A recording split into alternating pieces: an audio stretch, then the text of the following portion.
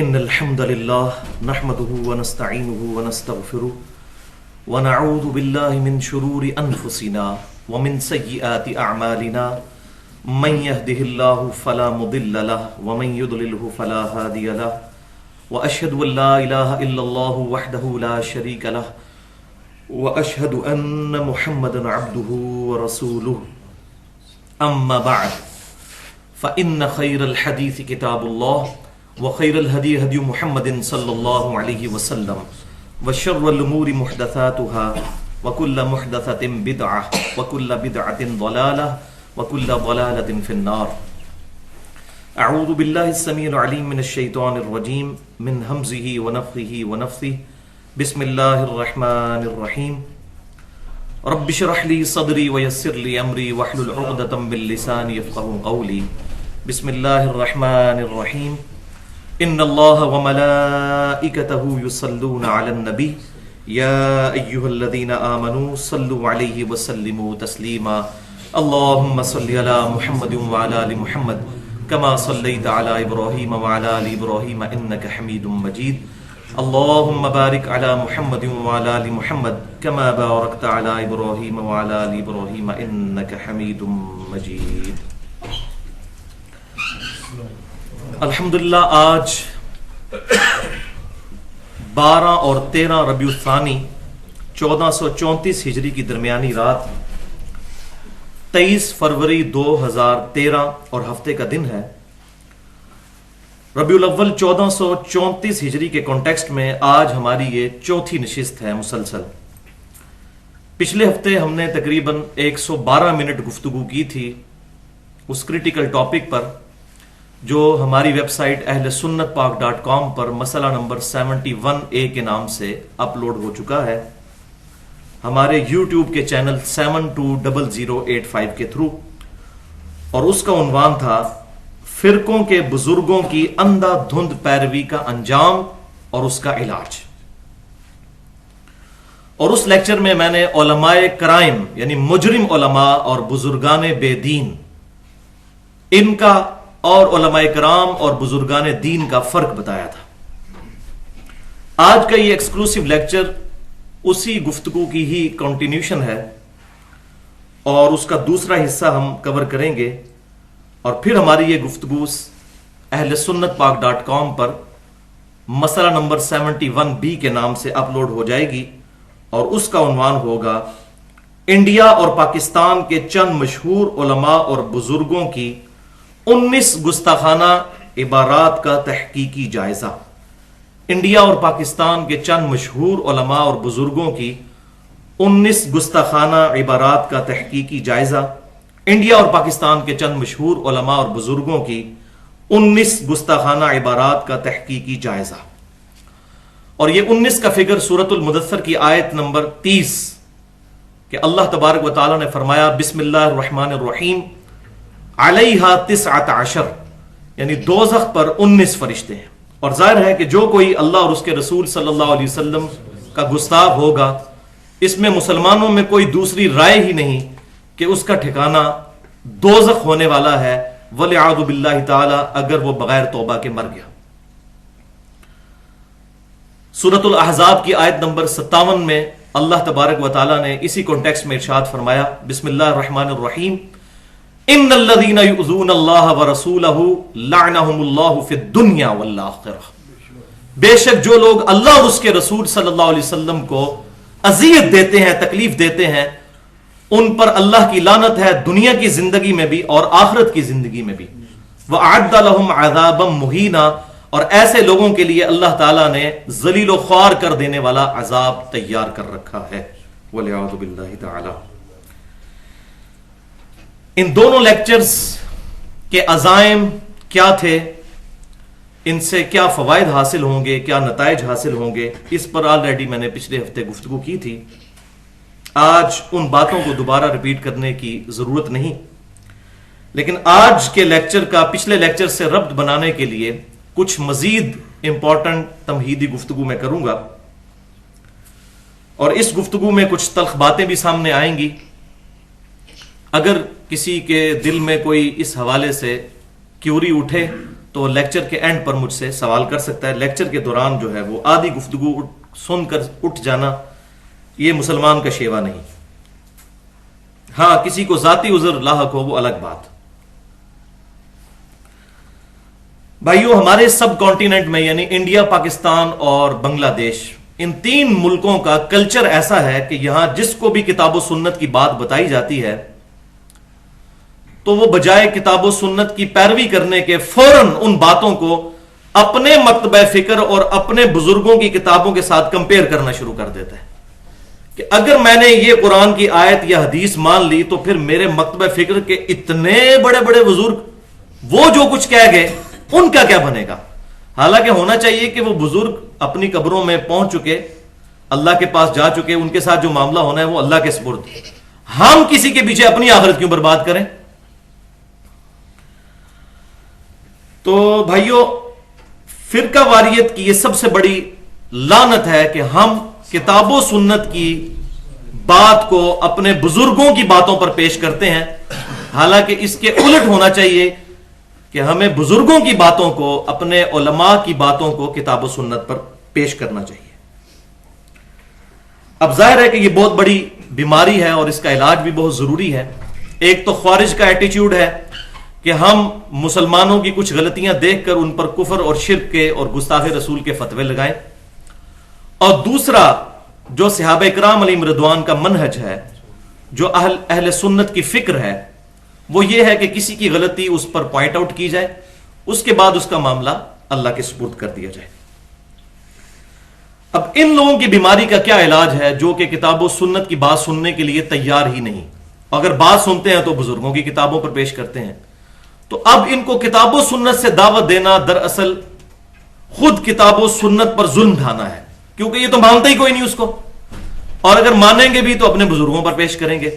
لہٰذا ان کے لیے کوئی اور علاج ہونا چاہیے، اور اللہ تبارک و تعالیٰ نے اسی لیے قرآن پاک میں ایک آیت ایسی نازل فرمائی کہ جو لوگ اسلام کی دعوت دینے والے لوگ ہیں ان کو گائیڈ لائنز اس ایک آیت میں سے مل جاتی ہیں کہ کیا ایٹیچیوڈ ہونا چاہیے ایک دعوت دینے والے داعی کا، اور وہ ہے سورۃ النحل کی آیت نمبر 125. بسم اللہ الرحمن الرحیم. ادعو الی سبیل ربک بالحکمہ والموعظۃ الحسنہ وجادلہم باللتی ہی احسن. یہ نبی صلی اللہ علیہ وسلم کے ذریعے سے امت کو سکھایا جا رہا ہے کہ اللہ کی طرف بلاؤ حکمت کے ساتھ اور اچھے واز کے ذریعے. اب کچھ لوگ جو ہیں وہ حکمت کی باتوں سے اٹریکٹ ہو جائیں گے، اور کچھ لوگوں کی کیٹیگری ایسی ہے جو کہ اچھا واز سن کر اٹریکٹ ہوتے ہیں. لیکن تیسری قسم کے لوگ وہ ہیں کہ جو اپنے فرقوں کے بزرگوں کو بچانے پر تلے ہوئے ہیں، ان کے نام پر چندے اکٹھے کر کے اپنی روٹی روزی چلا رہے ہیں. وہ کبھی بھی کتاب و سنت کی بات نہیں مانیں گے. ان کے لیے تیسری کیٹیگری کے لیے آیا وجادلہم باللتی ہی احسن. ان کے ساتھ مجادلہ کرو، لیکن احسن طریقے کے ساتھ، گالی گلوچ کے ساتھ نہیں، احسن طریقے کے ساتھ. اب یہ مجادلہ کیا ہے؟ انگلش میں اس کو کہتے ہیں ڈیبیٹ کرنا، علمی دلائل سامنے رکھنا، ترکی بترکی جواب دینا جس کو ہم اردو میں کہتے ہیں. اور بس اوقات اس فیلڈ میں سب سے زیادہ افیکٹو ہی یہی چیز ہوتی ہے. کچھ لوگ ایسے ہوتے ہیں جو بات ہی اس صورت میں مانتے ہیں جب ان کو ترکی بترکی مجادلے کے ساتھ الزامی جواب دیا جائے. اس کو فلسفی کی لینگویج میں کہتے ہیں لاجیکل آنسر، اور اردو میں ہم کہتے ہیں الزامی جواب، اور اس کی میں نے پنجابی میں ٹرانسلیشن کی ہے پھکی. اور اب ایک اور بڑا اپروپریٹ ورڈ ملا ہے سائنٹیفک لنگوسٹک میں، اور وہ ہے اینٹی وینم. کوبرا سانپ جب کسی کو کاٹ جائے تو اس کے زہر کا علاج کسی دوائی سے نہیں ممکن. اب بالکل اسی طریقے سے سمجھ لیں کہ جس کو بزرگان بے دین اور علماء کرام نے ڈس لیا ہے، اب علاج کیا ہے؟ کوبرے سانپ کا زہر ہی دیا جاتا ہے، تو اس کو اینٹی وینم کہتے ہیں، جس سے اس کے وینم کا علاج ہوتا ہے. تو اب اس صورتحال میں ان لوگوں کا علاج بھی اینٹی وینم ہے، اور وہ الحمدللہ اینٹی وینم اس مجادلے کے لیے 4 ریسرچ پیپر میرے الحمدللہ چھپ چکے ہیں. انٹرنیٹ پہ بھی ہماری اہل سنت پاک.com ویب سائٹ پر بکس اینڈ ریسرچ پیپرز کا جو عنوان ہے اس کے اندر یہ رکھے ہوئے ہیں. اور یہ بڑے ہی آزمودہ ہیں. ہر ریسرچ پیپر تقریباً 2.5 سے 3 MB کی PDF فائل ہے, وہ مفت ڈاؤن لوڈ کی جا سکتی ہے. تو انہی کی بنیاد پر میں یہ کہتا ہوں کہ میری باتیں چھپی ہوئی نہیں ہیں, چھپی ہوئی ہیں, اور الحمدللہ اس سے بھی ایک ورژن آگے ویڈیوز میں موجود ہے. آج کل بعض لوگ جو ہیں وہ چھپ چھپا کے میری کالز ریکارڈ کرنے کی کوشش کرتے ہیں, پھر نیٹ پہ چڑھاتے ہیں. الحمدللہ اس سے اور ہی فائدہ مجھے ہوتا ہے, کیونکہ ہم ظاہر اور باطن میں ایک ہیں. جو بات لوگوں کے سامنے کرنی ہے وہی فون کال پہ کرنی ہے. اب یہ جو 4 اینٹی وینم ہیں ان کا تعارف بھی سن لیجئے. پہلا اینٹی وینم جو ہے وہ ریسرچ پیپر نمبر 2A ہے جو آج ڈسکس ہونا ہے. اس میں 19 عبارتیں ہیں گستاخانہ. اس کا نام ہے اندھا دھند پیروی کا انجام, جو لیکچر کے اینڈ پہ آپ لوگوں کو انشاءاللہ مل بھی جائے گا. یہ 4 پیجز پر مشتمل ہے. دوسرا اینٹی وینم ہے ریسرچ پیپر نمبر 2B. اس میں 32 عبارتیں ہیں گستاخانہ. اس کا نام ہے غیر اسلامی نظریات بمقابلہ صحیح اسلامی عقائد. یہ 8 پیجز کا ہے. اینٹی وینم نمبر 3 یہ ریسرچ پیپر نمبر 6 ہے, قبروں سے فیض کے عقیدے کا تحقیقی جائزہ. یہ بھی 4 پیجز پر مشتمل ہے. اور anti venom number 4 research paper number 5A ہے رافضیت, ناسبیت اور یزیدیت کا تحقیقی جائزہ. یہ بھی 4 پیجز پر مشتمل ہے. اور ان تمام تحقیقی مقالات کی سب سے بڑی خوبی یہ ہے کہ اس میں جس عالم کی بھی گرفت کی گئی ہے علمی طریقے پر, بڑے احترام کے ساتھ تمام علماء کے ساتھ, خواہ ان کا تعلق بریلوی مکتبہ فکر کے ساتھ تھا, خواہ دیوبند کے ساتھ, خواہ سلفی یعنی اہل حدیث کے ساتھ, ان کا نام پورے پروٹوکول کے ساتھ لکھا ہے, مولانا فلاں صاحب, اس طریقے سے. کیونکہ ہم سولوشن اینڈ پہ ہیں, پرابلم اینڈ پہ نہیں ہیں. تو بھائیو یہ جو ریسرچ پیپر نمبر 2A ہے اندھا دھند پیروی کا انجام, اس کی تھیم کیا ہے؟ میں تقریباً 31 سال تک بریلوی رہا, اس کے بعد کچھ عرصہ دیوبند, اور پھر اہل حدیث اور اہل تشیع سب کے ساتھ گزرا وقت. اب بھی الحمدللہ سب کی اچھی بات ایکسپٹ کر لیتے ہیں. میں نے پچھلی دفعہ بھی بتایا تھا, اچھی بات اگر شیطان بھی بتائے تو نبی صلی اللہ علیہ وسلم نے اس کی بھی تصدیق فرمائی ہے. صحیح بخاری انٹرنیشنل نمبرنگ کے مطابق 2311 نمبر حدیث. آیت الکرسی کا وظیفہ شیطان نے دیا تھا سیدنا ابو ہریرہ رضی اللہ تعالیٰ عنہ کو انسانی شکل میں آ کر, لیکن آپ صلی اللہ علیہ وسلم نے اس کی تصدیق فرمائی کہ ہے تو وہ جھوٹا, شیطان تھا, لیکن اس نے بات سچی کی ہے. تو بھائیو تمام مکاتب فکر کے اندر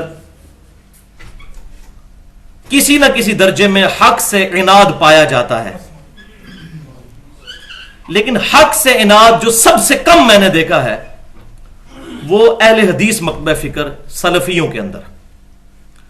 ان کی اکثریت عوام کی ان لوگوں پر مشتمل ہے کہ جن کو کتاب و سنت سے جب بات بتائی جاتی ہے پھر وہ کسی بزرگ کی پرواہ نہیں کرتے. لیکن ادھر بھی علماء میں ایسے لوگ موجود ہیں جو خام خواہ ہٹ درمی کا شکار ہیں. لیکن باقی جو لوگ ہیں ہمارے بریلوی مکتبہ فکر کے لوگ یا دیوبند کے یا اہل تشیع کے, ان کا کچھ کلچر ہی ایسا ہے کہ ان کو بزرگوں کی اتنی محبت اور اپنے علماء کی دی گئی ہے کہ وہ اس کے خلاف قرآن و حدیث سننے کے لیے تیار ہی نہیں, اگر تیار ہو جائیں تو ماننے کے لیے تیار نہیں ہوتے. اب یہ اہل حدیث کے ساتھ جو معاملہ ہے اس کو آپ حادثہ بھی کہہ سکتے ہیں کہ ان کے کلچر میں ہے. جیسے میں کہتا ہوں کہ بریلویوں کے دل میں نبی صلی اللہ علیہ وسلم کی محبت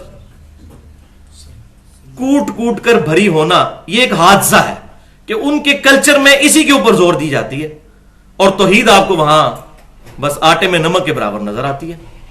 بالکل اس طریقے سے ہمارے جو دیوبند مکتبہ فکر کے لوگ ہیں ان کو صحابہ صحابہ صحابہ یہی بات بتائی جاتی ہے. یہ بھی ایک حادثہ ہے کہ وہاں صحابہ کے لیے عقیدت بعض اوقات غلو کے درجے میں پائی جاتی ہے. اسی طریقے سے اہل تشیع کے ہاں اہل بیت کی محبت, اس میں کوئی شک نہیں کہ پائی جاتی ہے, غلو کے درجے میں ہے لیکن پائی جاتی ہے. اور وہ ایک حادثے کے سوا کچھ نہیں کہ وہاں پر یہی باتیں سکھائی جاتی ہیں. بالکل اس طریقے سے اہل حدیث مکتبہ فکر کا بھی یہ حادثہ ہے کہ یہاں پر کلچر ایسا ہے کہ یہاں کسی بڑے سے بڑے عالم اور بزرگ کی بات نہیں مانی جاتی جب تک وہ سپورٹڈ نہ ہو کتاب و سنت سے. اور یہ بہت بڑا ایج الحمدللہ ہمارے اہل سنت کہلوانے والے تینوں گروہ بریلوی، دیوبندی اور اہل حدیث میں سے سلفیوں کو یعنی اہل حدیث کو حاصل ہے۔ تو بھائیو، اس ریسرچ پیپر میں لوگوں کا اینٹی وینم کے ذریعے علاج کرنے کے لیے میں نے یہ حل تجویز کیا کہ انڈیا، پاکستان اور بنگلہ دیش کی جو عوام ہے ان کو جھنجھوڑنے کے لیے ان بڑے بڑے علماء اور بزرگ جن پر ان کا تکیہ تھا ان کی اتنی بڑی بڑی فاش غلطیاں ان کے سامنے رکھی جائیں کہ ایک دفعہ ان کا دماغ ہل جائے کہ یار اتنے بڑے بزرگ نے اتنا بڑا بلنڈر کر دیا ہے، تو پھر اس سے غلط باتیں اور بھی نکل سکتی ہیں۔ تو ایک بار یہ دراڑ پڑ گئی دماغ کے اندر اور وہ دماغ کھل گیا تو پھر انشاءاللہ حق بات اترنا شروع ہو جائے گی۔ یہ اس کے لیے اینٹی وینم، اور اس کا منطقی انجام کیا ہونا چاہیے وہ پچھلی دفعہ میں نے 3 پاسبلٹیز ڈسکس کی تھیں جو آج میں ڈیٹیل سے ڈسکس نہیں کروں گا۔ بہرحال ان کا لب لباب یہی تھا کہ اگر اتنے بڑے بڑے بزرگوں کی کتابوں میں ایسی بےہودہ باتیں اور گستاخانہ نظریات موجود ہیں تو ہمیں تمام بزرگوں کو چھوڑ کر اپنے محبوب امام کائنات سید الاولین والآخرین شفیع المذنبین رحمت للعالمین سیدنا و مولانا امام اعظم محمد رسول اللہ صلی اللہ علیہ وآلہ وسلم کے مبارک قدموں تک پہنچنے کی کوشش کرنی چاہیے۔ اور قرآن پاک میں کیٹاگوریکل مینشن ہے صرف ایک ہستی کے بارے میں، اور وہ ہمارے امام کائنات صلی اللہ علیہ وسلم کی مبارک ذات ہے۔ بسم اللہ الرحمن الرحیم، ما ضل صاحبکم وما غوا، تمہارے نبی نہ کبھی بہکے ہیں اور نہ کبھی بہرا چلے ہیں۔ آپ صلی اللہ علیہ وسلم کے بعد کسی کے لیے یہ گارنٹی موجود نہیں ہے۔ بھائیو، ان گستاخانہ عبارات کے تحقیقی جائزے سے پہلے میری طرف سے یہ عاجزانہ، فخریہ طور پر نہیں، عاجزانہ چیلنج ہے تمام علماء کے لیے 5 جملوں کی شکل میں کہ اگر میں نے کوئی علمی خیانت کی ہو تو وہ پوائنٹ آؤٹ کریں، میں انشاءاللہ ویڈیو پر اعلانیہ رجوع کروں گا اور توبہ بھی اپنی ریکارڈ کرواؤں گا۔ اور وہ 5 جملے سن لیجئے۔ یہ میں اس لیے بتا رہا ہوں کہ لوگ پھر کہتے ہیں یہ پتہ نہیں کہاں سے بات اٹھائی تھی کہاں جوڑ دی، تو یہ میں الحمدللہ اس کو تو یہیں پر کل کر دوں۔ 5 جملوں کی شکل میں 5 چیلنج۔ پوائنٹ نمبر 1، اگر میں کسی ایسی کتاب سے عبارت پیش کر رہا ہوں جس کو اس مکتبہ فکر کے بزرگ اون ہی نہ کرتے ہوں، ان کے علماء وہ کہیں یہ تو ہماری کتاب ہی نہیں ہے، تو میری غلطی پوائنٹ آؤٹ کریں، انشاءاللہ میں اعلانیہ توبہ اور رجوع اپنی ریکارڈ کرواؤں گا۔ پوائنٹ نمبر 2، اگر میں کسی ایسی کتاب سے حوالہ پیش کروں کہ اس مکتبہ فکر کے علماء اور بزرگ خود ہی اس کتاب کو غلط کہہ چکے ہوں اور اپنی کتابوں کی لسٹ سے نکال چکے ہوں، تب بھی مجھے بتایا جائے، میں اعلانیہ رجوع اور توبہ اپنی ریکارڈ کرواؤں گا۔ پوائنٹ نمبر 3، اگر میں کسی ایسی کتاب سے حوالہ پیش کروں کہ وہ اس مکتبہ فکر کے مکتبے سے نہ چھپی ہوئی ہو یا دوسرے کسی مکتبہ فکر سے تو چھپی ہے لیکن تبدیل کر کے چھاپی گئی ہے، تب بھی میں مجرم ہوں اور اعلانیہ توبہ کروں گا انشاءاللہ۔ پوائنٹ نمبر 4، کہ اگر وہ کتاب تو اسی مکتبہ فکر کی ہو لیکن اس میں وہ عبارت ہی موجود نہ ہو جو میں بیان کر رہا ہوں، تب بھی میں مجرم ہوں، اعلانیہ توبہ کرنے کے لیے اور رجوع کرنے کے لیے تیار ہوں۔ اور پوائنٹ نمبر 5، یہ سب سے بڑھ کر پوائنٹ ہے جس سے یہ علماء کرائم اور بزرگان بے دین اپنی پبلک کو دھوکہ دیتے ہیں، یہ بھی میں چیلنج دے دیتا ہوں، عاجزانہ چیلنج، کہ اگر میں کسی مکتبہ فکر کی کتاب سے کوئی عبارت آؤٹ آف کنٹیکسٹ پیش کر رہا ہوں، سیاق و سباق سے ہٹا کر، ان کا کہنے کا مطلب کچھ اور تھا، میں نے جان بوجھ کر اپنا لقمہ اس عبارت کے منہ میں ڈالا ہو، تو میں اعلانیہ توبہ کرنے اور رجوع کرنے کے لیے تیار ہوں۔ لیکن ان 5 باتوں میں سے اگر کوئی بات نہ ہوئی تو میں پھر حق بجانب ہوں یہ کہنے کے لیے، خواہ وہ عوام جس کو میں ایڈریس کر رہا ہوں بریلوی مکتبہ فکر سے ہو یا دیوبند سے یا اہل حدیث سے یا اہل تشیع سے، پھر میں قرآن کا فتویٰ ان پر لگانے کے لیے الحمدللہ تیار ہوں۔ سورہ التوبہ کی آیت نمبر 31، بسم اللہ الرحمن الرحیم، اتخذوا احبارهم ورهبانهم اربابا من دون اللہ इन लोगों ने अपने मौलवियों और अपने बुजुर्गों को अल्लाह को छोड़कर अपना रब मान लिया हुआ है।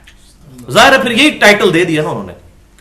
तो यह फतवा कुरान पाक की रूह से उन पर चिस्पा होगा अगर ये 5 बातों में से कोई बात नहीं पाई जाती तो। यह तो आयत थी। अब एक नंगा जुमला मेरे मुंह से भी सुन लें जो बहुत इफेक्टिव है। यह खुद एक बहुत बड़ा एंटी वैनम है कि भाइयों, कादियानी सिर्फ इसलिए काफिर हैं कि हम कादियानियों के घर पैदा नहीं हुए। अगर खुदा न खास्ता हम कादियानियों के घर पैदा हुए होते तो हम गैर अहमदियों को, बकौल उनके, गैर कादियानियों को काफिर समझ रहे होते और अपने आप को मुसलमान। लिहाजा हमारे बरेलवी मकतब फिक्र के चंद बड़े उलमा में से डॉक्टर ताहिरुल कादरी साहब के अगर अम्मी अब्बू कादियानी होते तो डेफिनेटली वो भी कादियानी होते। इसी तरीके से उलमाए देवबंद में से इलियास घुम्मन साहब या तारक जमील साहब के अगर अम्मी अब्बू कादियानी होते तो वो भी कादियानी ही होते। इसी तरीके से अहले हदीस मकतब फिक्र में साजिद मीर साहब के अम्मी अब्बू अगर कादियानी होते तो वो भी कादियानी होते। और अहले तशय्यो में से साजिद नकवी साहब के वालिदैन अगर कादियानी होते तो वो भी कादियानी होते। और कभी ये बात ना सोचते कि खत्म नबूवत की इंटरप्रिटेशन जो हम कर रहे हैं ये गलत है। अगर एक कादियानी पूरी जिंदगी सिर्फ कादियानी उलमा से ही जाकर खत्म नबूवत समझेगा और हम अहले सुन्नत के मनहज वाले लोगों के पास नहीं आएगा, उसको खत्म नबूवत कैसे समझ आएगी? बिल्कुल इस तरीके से कोई भी बरेलवी, देवबंदी, अहले हदीस या अहले तशय्यो जब तक सिर्फ अपने मौलवियों से बात पूछता रहेगा और कंपैरेटिव स्टडी नहीं करेगा बाकी उलमा की राय सुनकर, तो जाहिर है कि अगर उसकी कोई गलती है तो वो गलती ही लेकर दुनिया से जाएगा। फिर क़यामत वाले दिन अल्लाह ताला को ये जस्टिफिकेशन दे सकता है कि या अल्लाह, मैं तो पूरी जिंदगी अपने उलमा से पूछता रहा, मुझे तो खत्म नबूवत यही समझ आई थी, लिहाजा मैंने गुलाम अहमद कादियानी के बारे में ये क्लेम कर लिया। वलियाज़ु बिल्लाहि ताला। तो ये उज़र उसका अल्लाह ताला की बारगाह में काबिल कबूल होगा? कभी भी नहीं होगा। बिल्कुल इस तरीके से बाकियों के बारे में भी सोचना चाहिए। अब भाइयों, मेरी इन्हीं उलमा के साथ पर्सनल रिक्वेस्ट है,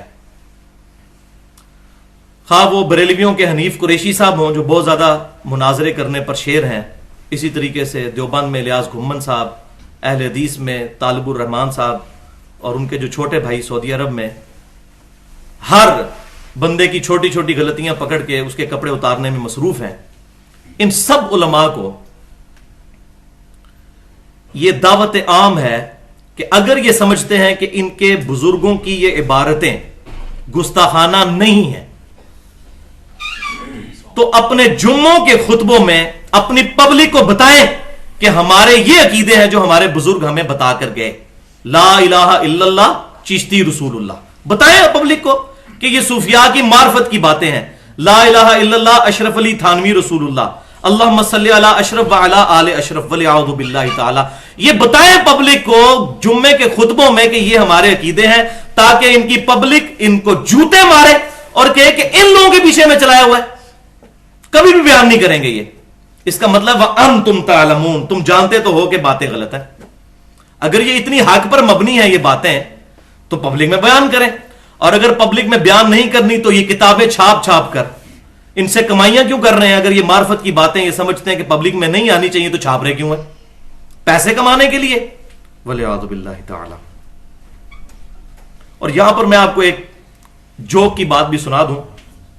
आज से तकरीबन 2 साल पहले जब हमारा ये रिसर्च पेपर पब्लिकली आम हुआ, अंधाधुंध पैरवी का अंजाम, तो हमारे इस पूरे जहलम शहर के अंदर दीवारों के ऊपर बड़े बड़े पोस्टर लगाए गए, 2-2, 3-3 फुट के, प्रिंटेड फॉर्म में कागजों पर, और चॉकिंग की गई जिसमें लिखा हुआ कि मिर्जा इंजीनियर मोहम्मद अली मिर्जा के नाम खुला खत। खुला खत क्या?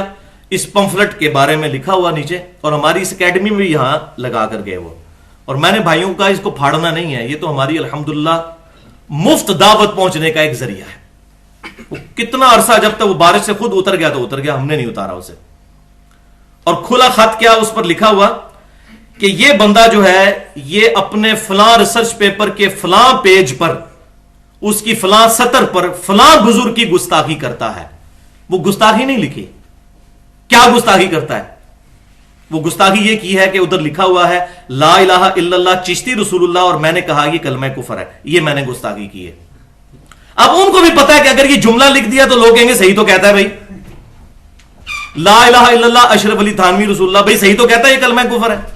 اب ان کو بھی یہ بات پتا تھی، اتنا بڑا انہوں نے پمفلٹ چھاپا اور الحمدللہ جو ہے وہ اس کو دعوت کا ذریعہ اللہ تبارک و تعالیٰ نے بنا دیا۔ واللہ خیر الماکرین، اللہ تعالیٰ سب سے بڑھ کر خفیہ تدبیر فرمانے والا ہے الحمدللہ۔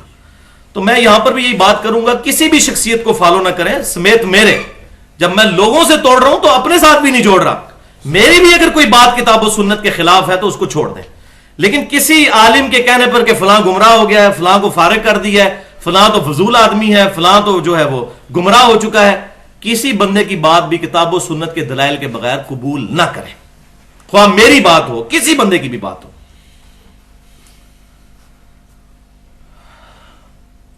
اور بھائیو ان علماء کے بارے میں پھر وہ بات ریپیٹ کر دوں کہ ان کا مسئلہ صرف بھائیو روٹی ہے، جو مسئلہ نمبر 51 کے نام سے اہل سنت پاک .com پر میں نے 1.5 گھنٹے کی گفتگو ریکارڈ کروائی ہے، رزق حرام، فتنہ مال، دنیا پرستی کا انجام اور اس کا علاج، اور اس میں نے یہ ٹروتھ ریویل کیا ہے کہ قرآن پاک میں حرام خوری کے بارے میں جتنی آیات ہیں وہ ہیں ہی علماء اور بزرگوں کے بارے میں، کہ یہ لوگ دین کو بیچ کر اس سے کمائی حاصل کرتے ہیں۔